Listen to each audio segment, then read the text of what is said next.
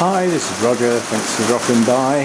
Welcome to my monthly regular feature, which is everything in bud, spike and bloom on the 8th. The 8th is a Monday. I don't post on YouTube on Mondays unless it's a real emergency.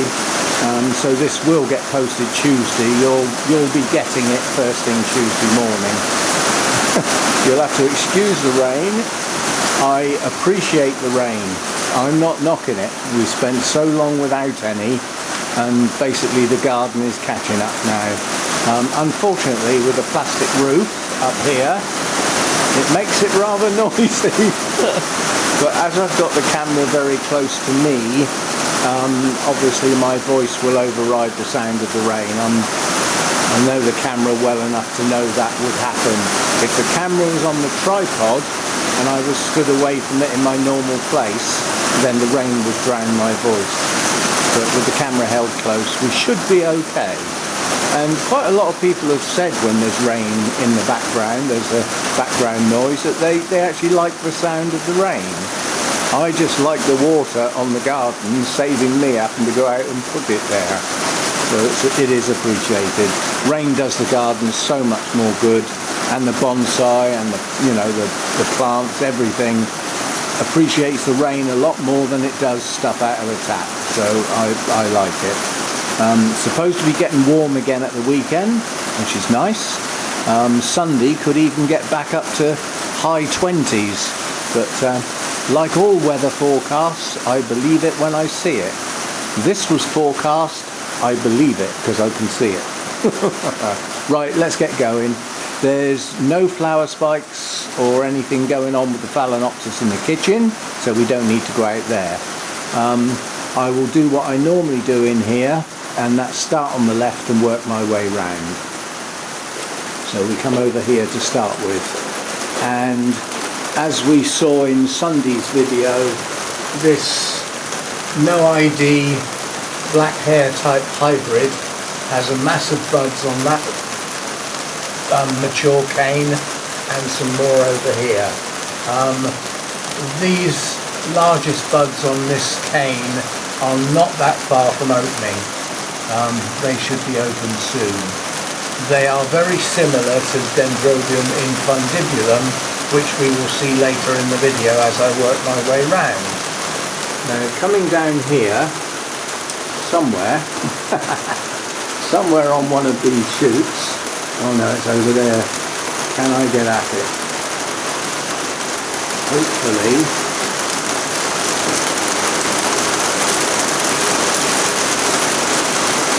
Here we are. This is Prospetia radiata, and there is a spike there. That's a long way off blooming. That will take quite a while for that to mature, but it's at least on its way. That's good. And then down here we have, well, that is getting loud, isn't it? We have the Masdevallia ignea. This is the last bloom. There's no more spikes showing, but there are quite a lot of new growths. And on a mature plant like this, providing the conditions aren't a long way off, new growth should produce spikes. So lovely deep colour, this one. As Masdevallias go, this is an unusual shape. The normal kite shape that you get means that the bloom has three parts, normally spaced out like a kite, literally, like a triangle, heading off in the three directions of sort of like a equilateral triangle. But this one has a very reduced third top, and it spikes over, so it's an unusual shape. I can't think of any other Masdevallias that are that shape, so it is quite unique. So that's that. There are now no Cymbidium blooms at all, they're all gone. Right, so now if we come over here to the mounts, we've got, I've got to go careful where I step here because I'm knocking things. We've got the Dendrobium trigonosus. This is a very long lasting bloom. I'm now holding the camera quite a long way away, so my voice is probably getting a bit drowned out with the rain. Because the camera's also nearer the roof. This is quite a high up. Lovely bloom, lovely waxy. It is slightly fragrant, a sort of honey type fragrance. And new to the fold, down here, my Dendrobium hercoglossom that Insa organised for me does have some spikes starting. You look here. Now these up here are turning into kikis, which is a little annoying, but hopefully some of them will be blooms. I wasn't expecting this to bloom, I must admit, but it is starting to show signs that some of the canes are going to become deciduous. That's natural. In the third year they do start to become deciduous. You can see some eventually lose all their leaves. There's even some little nubbins on that one. We will see. We may get blooms. I'm calling them buds until proven otherwise. And then a new one, this one up here, which is growing a nice new cane with new roots. It's an unusual name. It's I can never say it. Jinghuanum, crossed with Bensonier. That Jinghuanum was only discovered in the late 20 teens. I think either 2017 or 2018. It's a very newly discovered orchid. So to actually have an example of it in the UK, comes from China, in the UK as a hybrid is actually a bit special. I bet you won't find anybody else with one. And we have shoots that I'm hoping will be flower spikes. I certainly hope so. Now that may well have been in bloom when I got it, but if it was, I haven't got a clue what they look like. I just don't remember. That came from the RHS Rosemore event that I went to last summer. It may well have been in bloom when I got it, but hopefully we'll get some more in the near future. So that's the mounts. Now on this lot over here, this is my display area, so this is where most of the stuff is. Up the back there, that nobly, which I'm starting to get a bit fed up with because it won't stand up. That cane is so big and fat, the whole plant is top heavy. And most of the shoots are turning into kikis, except the very top one. The very top one is actually buds. I bet that's out of focus. This camera's not very good when I use the zoom. There we go, it's just snapped in. So there are some buds on that nobly. There aren't any other buds on any of the dendrobiums at the back there. However, as mentioned earlier, the Dendrobium infundibulum is actually in bloom. I looked this up. This first came into bloom in the middle of November 2025, and it's still in bloom in June 2026, and it's liable to be in bloom for some considerable time because some of these blooms have only just opened. So yeah, lovely pristine white with a lovely bright centre. Oh, that hurts my arm holding it up there. Right, so then coming down here we have two coelogenes in bloom. We have the Coelogene nitida. These are starting to go, they're getting brown edges, but this warrants a very close look if I can get it to focus close up, because the patterning and the colour on the lip is actually quite special. Sorry. Some idiot forgot to turn the fan off. I wonder who that was. I don't need telling. So anyway, that's looking good. And then down here we have the begins with a T, tomentosa, which has, I think, unusually coloured blooms. They are a type of straw colour. They're not really yellow. It's a sort of straw colour. And the colour on the lip is absolutely stunning. You've got that rich, dark chocolate brown with pale yellow stripes in the lip. And then you've got the fuzziness, again, with brown underneath and the ridges and everything in the nice bright yellow. And again, I'll see if I can get nice and close so that you get to see that. Very, very attractive blooms, but neither of these will be around much longer. And then up here we've got the Prosthetia something or other, and it's not a Prosthetia, it's a oh God, never say that word.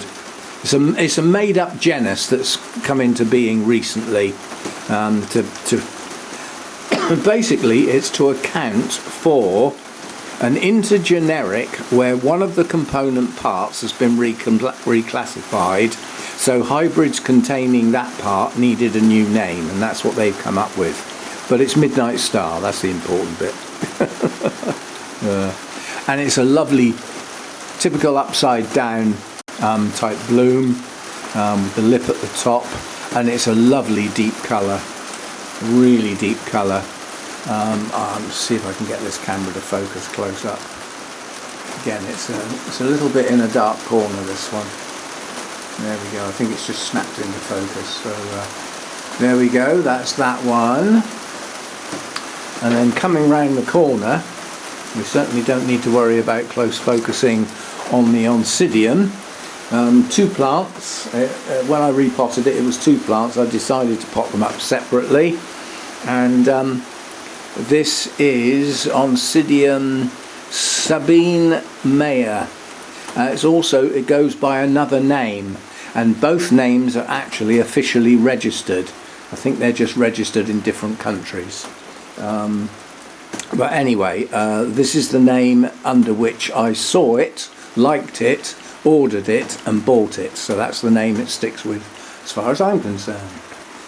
Lovely combination of two colours, and sometimes in the orchid world the blending and gradations and all those things are wonderful, but sometimes a spectacle is merely two colours, two starkly contrasting colours, and to me these blooms are absolutely stunning. They really are. So that's that. And then down here, let's just cancel that close focus. Down here we have a Brassia type hybrid that is coming into bloom basically. There's another spike coming up here as well. It's a very large mature plant, and when I repotted it, it did appear to be one plant. And it's got quite a few new growths, but so far we've only got the two spikes coming out. Now I say Brassia type because, well, you'll see when the blooms open soon. I'll film that as a separate video when they open. They are a sort of Brassia shape, but not really. They haven't got the really long petals and sepals of the true Brassias. So it's crossed probably with a Miltonia. Anyway, coming soon. It's nice bright colours, so that's coming soon. And then here we have the Psychopsis. And when this arrived bare rooted, I thought we'll have trouble getting this going, but it seems to have taken to its mount. It does have a new growth. There is, from what I can see, showing in the moss, there is at least one new root growing with a nice green tip. It has two spikes, both of which have buds on the end, and both which are getting bigger, so they are actually growing. So this one definitely will make its way forward and will eventually open. So the fans just caught that where I've stood in front of it. So I have to go very careful with this because obviously these spikes, they're not fragile, but I don't want to knock them, and I walk through this gap quite a lot. It's difficult finding somewhere where it can be, where it's not too close to the fan and gets blasted, because the fan obviously has a cooling effect and these are warmer growers, and I don't knock the spikes as I walk past, so I just have to be careful basically. But yeah, that bud is definitely getting bigger. It's showing the banding of the colours that we will get. Now this is a pyloric version. It's effectively Mariposa 3-lip in brackets, so pyloric version of Mariposa, which is a primary cross, I believe. And the other bud is also moving, a bit slower and a bit smaller, but it may well be that we will have 2 blooms open at the same time. We will have to wait and see. Now I've got no Restrepias with blooms on, despite them. They're what I call perpetual bloomers, which basically means they will bloom at any time. They don't have a season as such. Right, now over here none of the other Coelogenes have spikes or buds, but what we do have is Miltoniopsis her Alexander, or Alexandre, does have a smallish spike, 2 buds, one of which will be open soon. Again, as Miltoniopsis go, these blooms last quite a long time. Now I've never done well with Miltoniopsis, but in this place, by making sure I get some reasonable plants to start with, I do seem to be doing better. I think this will be the 3rd blooming since I got this plant, you know, which is good stuff. And you know, others are growing roots and pushing up new growths. So I'm doing better with all the Miltoniopsis than I ever have before. So yeah, that's it. That's what's in bud, spike and bloom. I'm just scanning now to make sure I haven't missed anything, and I don't think I have. There's definitely nothing in the kitchen. There's nothing else out here. No, that's it. And yeah, I hope you've enjoyed that. Not a huge amount, but then, you know, orchid blooming comes and goes, and technically this is the growing season. You know, that's why the Cymbidiums have all finished now. They're doing growth now. There's 2 on the list to be repotted. That will be done in the not too distant future. And I still have a few other plants that have been in their pots since sometime in 23. That means, you know, their media's getting a bit old and tired. So I'll be looking out for a reasonable time to repot some of those as well. Middle of the growing season is not deemed to be the best time, but with me it depends on new growths and new root activity, because to me that is the best time and it overrides the time of year. So that's the way I work. So there we go. As I said, I'm really looking forward to this. If it does what I expect it to do, the blooms are actually large, quite spectacular, so I'm quite looking forward to that. And yeah, as these aren't going to be around much longer, we'll end on that, because that is quite a spectacular Coelogene bloom. And I'll see you next time. Thanks for dropping by. And sorry about the rain.